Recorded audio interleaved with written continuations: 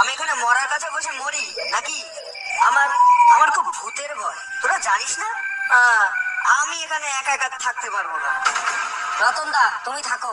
ওনার যখন এত মাথা ভর্তি ভূতের ভয়, তখন ওনাকে এখানে রাখাটা ঠিক হবে না। ও কেননা ভয়েতেই হার্ট ফেল করলো, তা না হলে হিতে বিপরীত হতে পারে।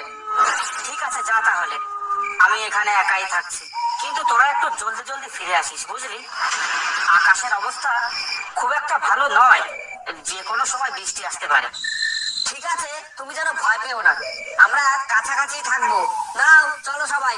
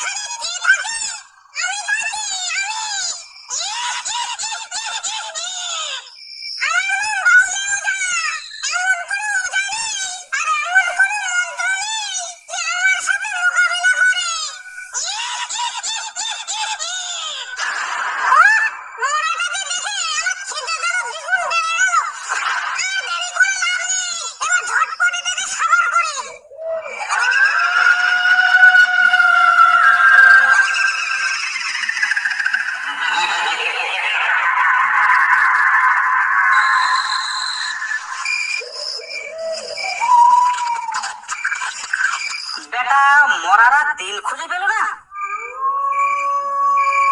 একেবারে ঘোর আমাবস্যার মধ্যে মরতে হলো বেটাকে।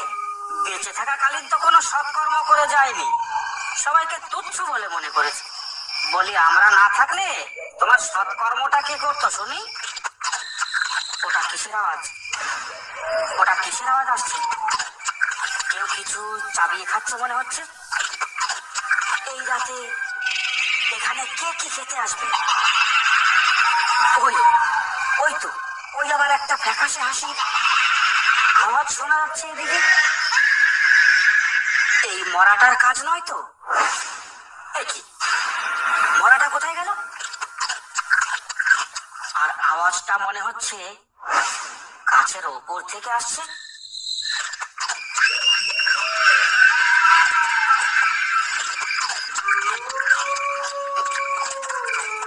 ওই তো, ওই তো, কে যেন মনে হচ্ছে গাছে বসে চাবিয়ে চাবিয়ে মরাটা খাচ্ছে।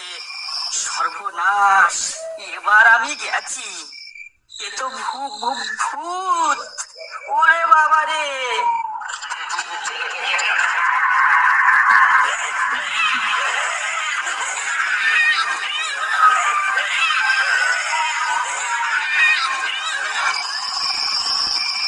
রতন দা, ও রতন দা, লোকটা কোথায় গেল? কি আশ্চর্য, লোকটাই মরাটাকে ফেলে কোথায় গেল? ভাগ্যিস মরাটাকে শিয়াল কুকুরে টেনে নিয়ে যায়নি। গেছে বোধ হয় কোথাও বিড়ি খেতে। কিন্তু বিড়ি তো এখানে বসেও খাওয়া যায়, তার জন্য ঝোপে জঙ্গলে যাওয়ার কি দরকার? তাই তো। আরে, উপর থেকে কি বললো এটা? আরে, এ তো রতনের মুন্ডু।